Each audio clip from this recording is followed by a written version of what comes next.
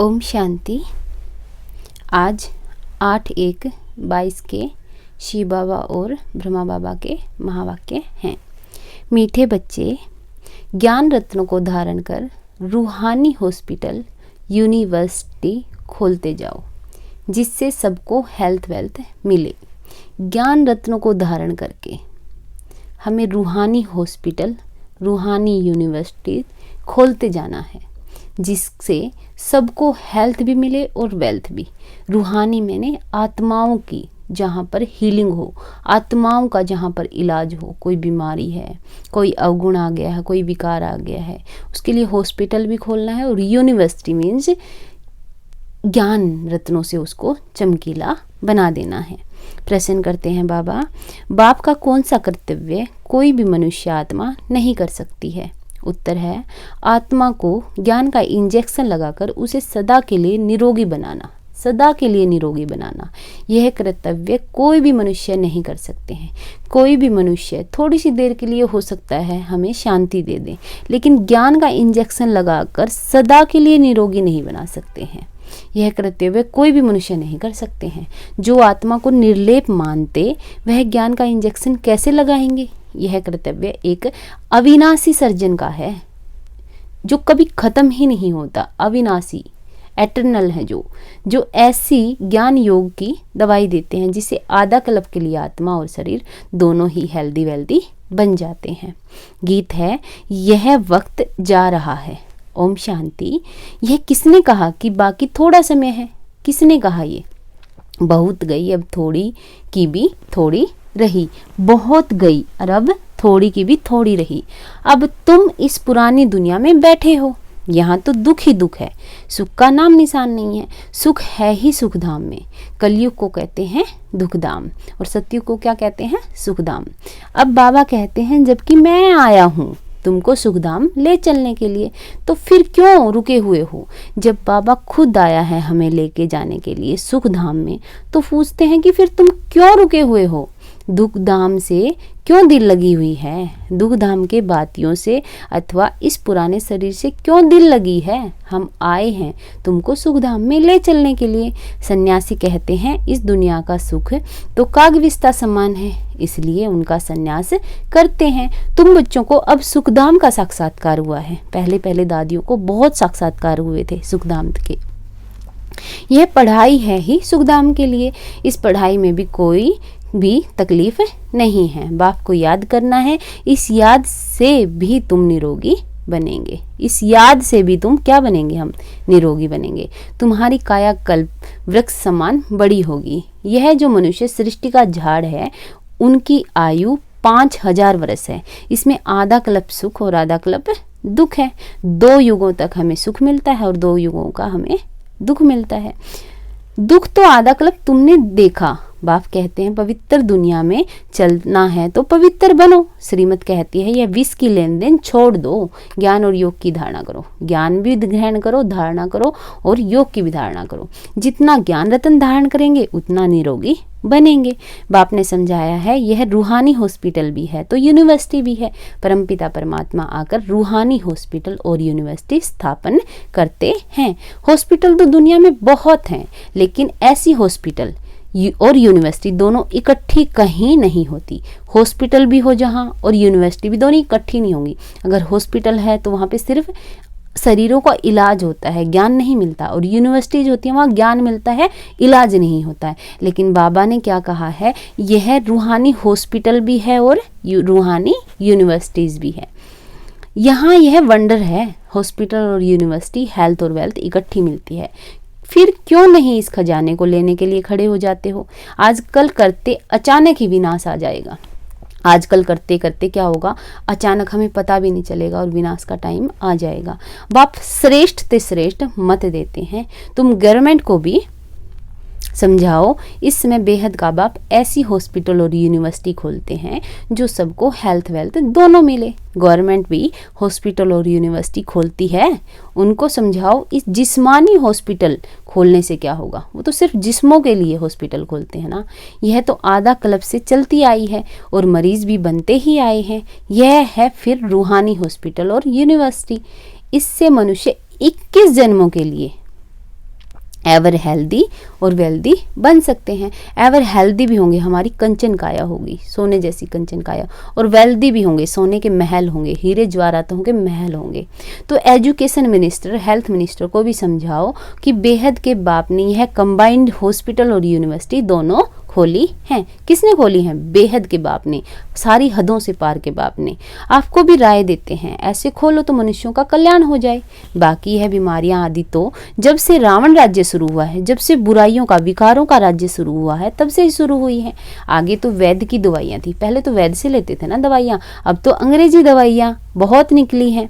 यह है अविनाशी सर्जन, जो अविनाशी दवाई देते हैं। कौन सी अविनाशी दवाई देते हैं? ज्ञान रत्नों की अविनाशी दवाई देते हैं। तब गाया जाता है, ज्ञान अंजन सतगुरु दिया, ज्ञान बहुत, ज्ञान इंजेक्शन रूहानी बाप ही लगाते हैं। कौन लगाते हैं? रूहानी बाप, रूहों के बाप, आत्माओं के बाप, आत्माओं को। और कोई आत्मा को इंजेक्शन लगाने वाला हो नहीं सकता। इस शरीर को तो इंजेक्शन लगाने वाले हैं डॉक्टर्स, लेकिन आत्मा को इंजेक्शन चाहिए तो कौन लगाते हैं? रूहानी बाप।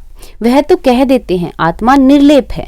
तो तुम समझाओ, उस हॉस्पिटल और यूनिवर्सिटी में तो लाखों रुपया खर्च लग जाता है ना। यहाँ तो खर्चे की कोई बात नहीं।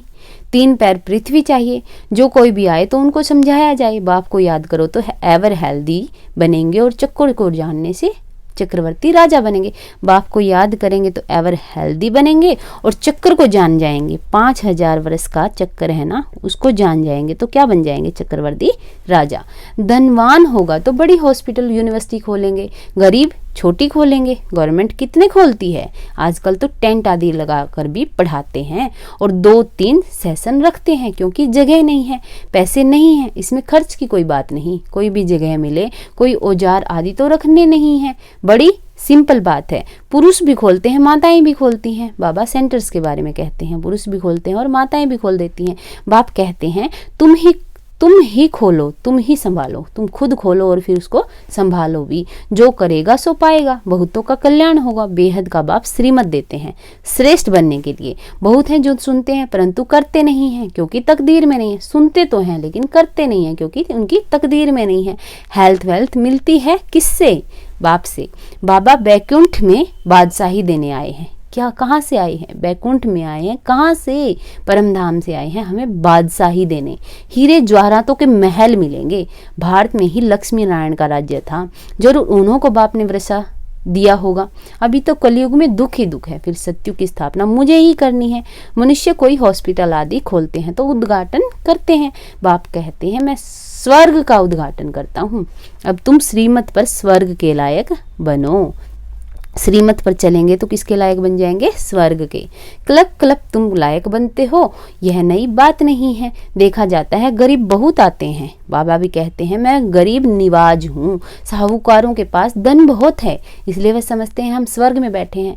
साहूकार हैं जितने, वो सोचते हैं हमें तो अभी स्वर्ग है, क्योंकि उनके पास किसी चीज़ की कमी नहीं होती, सिर्फ धन की कमी नहीं होती। सुख शांति की तो वहाँ पे भी बहुत कमी होती है, लेकिन उस धन के नशे में वो इतने रहते हैं, उन्हें लगता है यही स्वर्ग है, इसलिए वो कभी भी ज्ञान मार्ग में चलते ही नहीं हैं। भारत गरीब है, उनमें भी जो अधिक गरीब हैं उन्हों को ही बाप उठाते हैं। बाबा हमेशा गरीबों को पढ़ाते हैं। साहूकार तो नींद में सोए पड़े हैं। किसकी नींद में?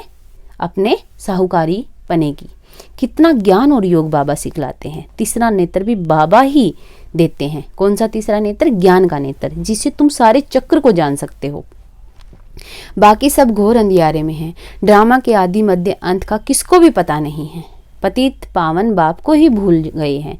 किसको भूल गए हम दौलत के नशे में? पतित पावन शिव बाबा को। शिव परमात्मा के लिए कह देते हैं ठिक्कर भीतर में है, शिव बाबा के लिए कह देते हैं कण कण में है। लेकिन कण कण में कैसे हो सकता है? अगर हर मनुष्य में देवता भगवान होता तो क्या भगवान होता तो क्या होता? क्या वो गंदे काम करता? हाँ, देवता है हर इंसान में, राक्षस भी है उसमें और देवता भी है, लेकिन वो पहचानने की बात है कि वो अपने देवता के गुणों को पहचानता है या राक्षस पने के गुणों को। लेकिन भगवान हर आत्मा में नहीं है, आत्मा अलग है और भगवान अलग है। हाँ, हम भगवान को याद कहीं पर भी बैठकर कर सकते हैं, लेकिन भगवान कण कण में नहीं है। तुम जानते हो सर्वव्यापी तो है ही नहीं वो, ये सबसे बड़ा कलंक लगाया है भगवान के ऊपर। तुम जानते हो अभी सबकी क़यामत का समय है, सबकी क़यामत का समय है। आग में जल मर खत्म होंगे, फिर सबको वापस ले जाऊंगा साथ में। मैं पंडा बनाया हूँ, पंडा कौन होता है? जो तीर्थ यात्राओं पर लेके जाता है। तुम पांडव सेना हो ना, वह जिस्मानी यात्रा पर ले जाते हैं। किसकी? जिस्मों की। जैसे अमरनाथ की यात्रा होगी या चार धाम की यात्रा, पता नहीं कहाँ कहाँ जाते हैं, वह जन्म जन्मांतर करते रहते हैं। यह है रूहानी तीर्थ। और अब जो जिस योग सीख के, ज्ञान सीख के हम बाबा से योग लगाकर किस यात्रा पर हैं? तीर्थ यात्रा पर। कौन सी तीर्थ यात्रा पर? रूहानी तीर्थ यात्रा पर, रूहों की, आत्माओं की। इसमें चलना फिरना नहीं पड़ता है। बाबा कहते हैं सिर्फ मुझे याद करो। इसमें चलना फिरना नहीं पड़ता, हमें पहाड़ों पर नहीं चढ़ना पड़ता है। वैष्णो देवी जाते हैं तो कितना पहाड़ों पर चढ़ना पड़ता है। नहीं, हमें यहाँ सिर्फ क्या करना पड़ता है? एकांत में बैठकर सिर्फ बाबा को याद करना होता है। रात को भी जागकर मुझे याद करो, मेरे साथ बुद्धि का योग लगाओ, नींद को जीतने वाले बनो तो तुम नजदीक आते जाओगे। जितना हम नींद को जीत कर बाबा को याद करेंगे उस टाइम पे, क्योंकि वो अमृत वेला होता है सुबह का, तो क्या हो जाएंगे? हम उनके बहुत नजदीक होते जाएंगे। वह है कुख वंशावली ब्राह्मण। जो इस संसार में जिनको हम ब्राह्मण पंडित कहते हैं, वो कुख, कोख से पैदा हुए ब्राह्मण हैं। तुम हो मुख वंशावली। किसके मुख वंशावली? ब्रह्मा बाबा के मुख से हमें गोद लिया हुआ है। अभी तुम रूहानी यात्रा में तत्पर हो, तुम्हें पवित्र रहना, सबसे इंपॉर्टेंट बात है, पवित्र रहना है। वह ब्राह्मण लोग खुद ही अपवित्र हैं तो औरों को पवित्र बना नहीं सके। तुमको तो पवित्र रहना है। रुद्र ज्ञान यज्ञ में पवित्र ब्राह्मण ही रहते हैं। वह ब्राह्मण लोग भले मंदिरों में रहते हैं, नाम ब्राह्मण है तो देवताओं की मूर्ति को हाथ लगा सकते हैं, उनको स्नान करवा आदि भी कराते हैं, परंतु है वह पतित। बाकी और जो मनुष्य मंदिर में जाते हैं, वह अगर नाम के ब्राह्मण नहीं हैं तो उनको हाथ लगाने नहीं देते हैं। ब्राह्मणों का मान बहुत है, परंतु है सब पतित विकारी। हर पंडित, क्या पता वो शराब भी पीते हैं, विकारों में भी जाते हैं, पवित्र नहीं रहते हैं, फिर भी उनका मान दुनिया वाले कितना रखते हैं। कोई कोई ब्रह्मचारी भी होते हैं, होंगे। बाप आकर समझाते हैं सच्चे सच्चे ब्राह्मण ब्राह्मणियां कौन है? सच्चे सच्चे ब्राह्मण ब्राह्मणियां वह हैं जो 21 कुल का उद्धार करें। कितने कुलों का? 21 कुलों का। कन्या अगर उद्धार करती होगी तो उनके माँ बाप भी होंगे। यह माँ बाप सिखलाते हैं तुम 21 पीढ़ी स्वर्ग का मालिक बन सकती हो। बच्चे जानते हैं बाप है गुप्त। शिव बाबा ब्रह्मा द्वारा हमको सब राज समझाते हैं। किसके द्वारा? ब्रह्मा बाबा द्वारा। यह दादा तो धंधा आदि करता था। दादा तो क्या थे? जोहरी थे ना। अब बहुत जन्मों के अंत के जन्म के भी अंत में आकर शिव बाबा ने प्रवेश किया। 84 जन्म तो उन्होंने लिए, फिर उसके बाद इस जन्म में भी जब लेखराज दादाजी में शिव बाबा ने प्रवेश किया तब उनका क्या था? 60 साल की उम्र हो गई थी। इस जन्म का भी अंत आ गया था, तब शिव बाबा ने उनमें प्रवेश किया था और इन द्वारा ही ज्ञान सुनाते हैं। यह है रथ। रथ कौन है? ब्रह्मा बाबा, और शिव बाबा है रथी। अब निराकार परमात्मा समझाते हैं यह रथ बहुत जन्मों का पतित है, बहुत जन्मों से ये इसने भी बहुत पाप किए हैं, पतित है ये। पहले पहले यही पावन बन जाते हैं। सबसे पहले कौन पावन बनते हैं? ब्रह्मा बाबा। नजदीक में है। यह ऐसे नहीं कहते हैं कि मैं भगवान हूँ, यह कहते मेरा यह बहुत जन्मों के अंत का जन्म है। वानप्रस्थ अवस्था है, पतित है, बाबा ने इसमें प्रवेश किया है। अब बाप कहते हैं तुम अपने जन्मों को नहीं जानते हो, मैं तुमको बताता हूँ। आत्मा तो भूल जाती है नया जन्म लेते ही। यह भी बुद्धि में आता है। पतित पावन परमात्मा परमपिता परमात्मा ही है। वह बाप भी है, टीचर भी है, गुरु भी है। सारे ड्रामा के आदि मध्य अंत का राज समझाते हैं। तुम जानते हो बाबा हमको साथ ले जाएंगे। इस बाप टीचर गुरु की राय लेने से तुम ऊंच पद पाएंगे। कितना अच्छी रीति समझाते हैं। कोई तो धारण कर श्रीमत पर चलकर ऊंच पद पाते हैं। जो श्रीमत नहीं मानते हैं वह उच्च पद नहीं पाते हैं। बाबा कहते हैं सुखधाम और शांति धाम को याद कर इस दुख धाम को भूलते जाओ। जब हमें सुखधाम की याद आएगी, शांति धाम की याद आएगी, तो इस दुख धाम की याद तो ऑटोमेटिकली खत्म हो जाएगी। अपने को अशरीरी समझो कि मैं शरीर नहीं बल्कि क्या हूँ? आत्मा हूँ। इस आत्मा पे रहकर भी हमें मर्जीवा बनना है। अब हम वापस जा रहे हैं। बाबा लेने आए हैं, बाबा हमें लेने आए हैं, खुद भगवान हमें लेने आए हैं। हर एक को अपना अपना पार्ट रिपीट करना है। हर एक की आत्मा अविनाशी पार्टधारी है। अविनाशी, जो कभी विनाश ही नहीं होता है। दुनिया में कब प्रलय होती नहीं। यह दुख धाम है, फिर जाएंगे शांति धाम और सुख धाम में। यह बुद्धि में स्व दर्शन चक्र चलाते रहो। स्व दर्शन चक्र मतलब खुद का ही दर्शन करते रहो बुद्धि में। हम क्या कर रहे हैं, हम कैसे आए थे, 84 जन्म हम कैसे भोगते हैं, और पवित्र हो तो बेड़ा पार हो जाएगा। तुम काल पर विजय पा रहे हो, वहाँ तुम्हारी अकाले मृत्यु नहीं होती है। काल पर विजय पा रहे हैं, वहाँ पे सतयुग में क्या है, अकाले मृत्यु नहीं होती है। वहाँ पे तो साक्षात्कार होगा कि अब मेरा टाइम पूरा हुआ और मुझे शरीर छोड़ना है। जैसे सर्प पुरानी खाल छोड़ नई लेते हैं, वैसे तुम भी खाल बदल नई ले लेंगे। ऐसी अवस्था यहाँ बनानी है। बस हम यह शरीर छोड़ स्वीट होम में जाएंगे। स्वीट होम मीन्स परम धाम में। हमको काल खा नहीं सकता। सर्प का मिसाल वास्तव में सन्यासी दे नहीं सकते। भ्रमरी का मिसाल भी परवर्ती मार्ग वालों का है। परवर्ती मार्ग मतलब फैमिली वालों का। कहते हैं सेकंड में जीवन मुक्ति दे सकते हैं जनक मिसल। सेकंड में जीवन मुक्ति दे सकते हैं जनक मिसल। यह भी कॉपी करते हैं। जीवन मुक्ति में दोनों ही चाहिए। वह सन्यासी जीवन मुक्ति कैसे दे सकते हैं? अब बाप कहते हैं चलो वापिस मुझे याद करो तो विकर्म विनाश होंगे, नहीं तो बहुत सजा खाएंगे और पद भी भ्रष्ट होगा। अंत में कोई की याद आई तो फिर पुनर्जन्म तो लेना ही है। यह है योग से हेल्थ और ज्ञान से वेल्थ। योग से तो हेल्थ और ज्ञान से वेल्थ। सेकंड में जीवन मुक्ति इसको कहा जाता है।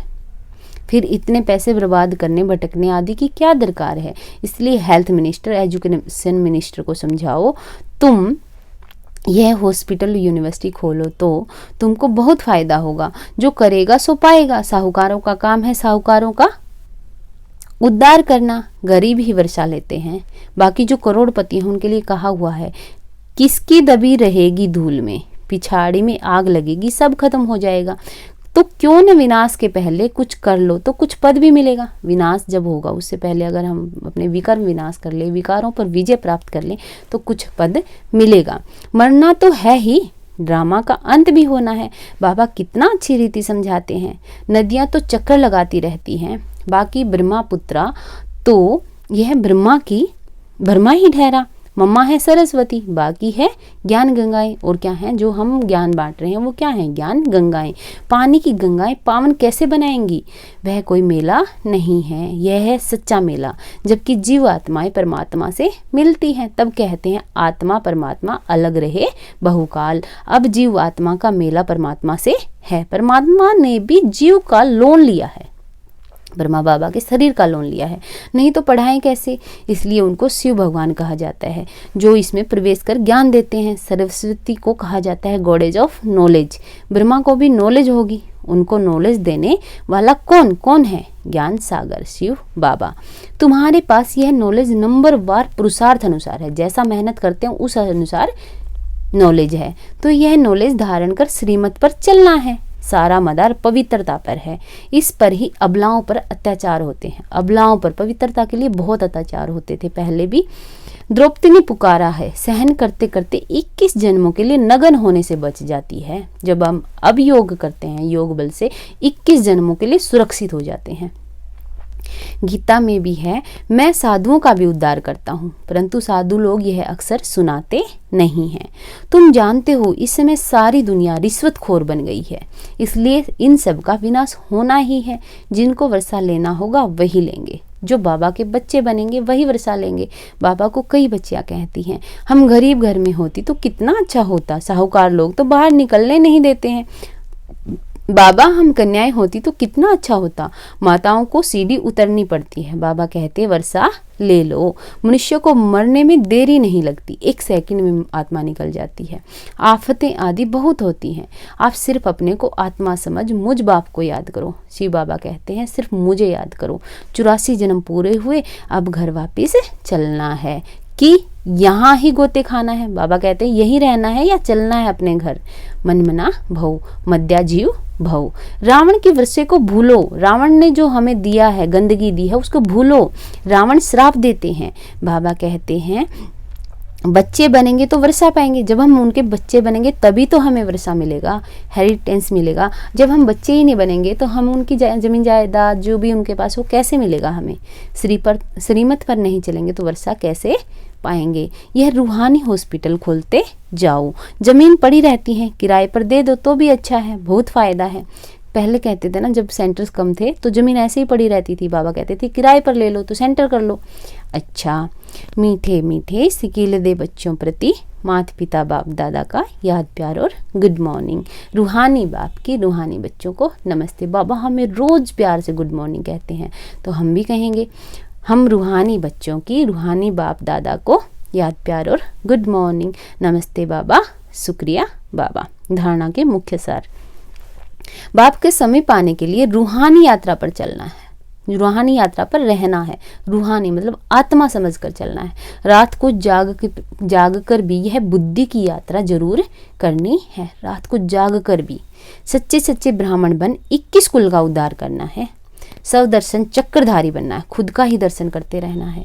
काल पर विजय पाने के लिए इस पुरानी खाल से ममता निकाल देना है। अगर काल पर विजय पानी है तो इस पुरानी खाल से, इस पुराने शरीर से, पुरानी दुनिया से मोह निकाल देना है।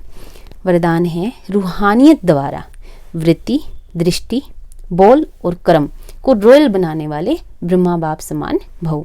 रूहानियत द्वारा अपनी रूहानियत, अपनी रूह को, अपनी आत्मा को इतना प्यारा बनाने वाले कैसे? वृत्ति एटीट्यूड से, दृष्टि से, अपनी बोल से, कर्म से को इतना रॉयल बनाना है हमें इनको कि हमें ब्रह्मा बाप समान बन जाना है। ब्रह्मा बाप लास्ट की स्टेज में बिल्कुल फरिश्ता रूप हो गए थे। ब्रह्मा बाप के बोल, चाल, चेहरे और चलन में जो रॉयलिटी देखी उसमें फॉलो करो। जैसे ब्रह्मा बाप ने कभी छोटी छोटी बातों में अपनी बुद्धिवासी में नहीं दिया।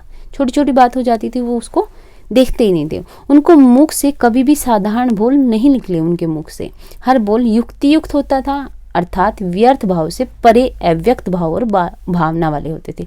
हर बात में उनके मीनिंग होता था। उनकी वृत्ति हर आत्मा प्रति सदा शुभ भावना, शुभ कामना वाली रही। दृष्टि से सबको फरिश्ते रूप में देखा। वो दृष्टि से हर किसी को फरिश्ते रूप में देखते थे। दादियाँ अपना अनुभव बताती हैं, वो हमेशा उनको टाइटल देके बोलते थे, मेरे छोटे छोटे ठाकुर हैं। कौन से ठाकुर? विश्व कल्याणकारी बच्चे हैं, विश्व का कल्याण करने वाले हैं, विश्व परिवर्तक बच्चे हैं। कभी उन्होंने साधारण रूप से किसी भी बच्चे को देखा ही नहीं। कर्म से सदा सुख दिया और सुख लिया। सुख देते भी थे और सुख लेते भी थे। जो सुख लेगा नहीं वो दे भी नहीं सकता। ऐसे फॉलो करो तब कहेंगे ब्रह्मा बाप समान। स्लोगन है मेहनत की बजाय मोहब्बत के झूलों में झूलना ही, मोहब्बत के झूलों में झूलना ही श्रेष्ठ भाग्यवान की निशानी है। बाबा के प्यार में झूलते रहो। लवलीन स्थिति का अनुभव करो, बाबा के प्यार में खो जाओ। जैसे लौकिक रीति से कोई किसके स्नेह में लवलीन होता है तो चेहरे से, नयनों से, वाणी से अनुभव होता कि यह लवलीन है, आशिक है। जब कोई हम लौकिक जीवन में अभी प्रैक्टिकल लाइफ में किसी से हम प्रेम करते हैं तो उसके मुख से भी दिखता है, नयनों से भी दिखता है, वाणी से भी दिखता है कि ये आशिक है। ऐसे आपके अंदर बाप का स्नेह इमर्ज हो तो आपके बोल औरों को भी स्नेह में घायल कर देंगे। ओम शांति।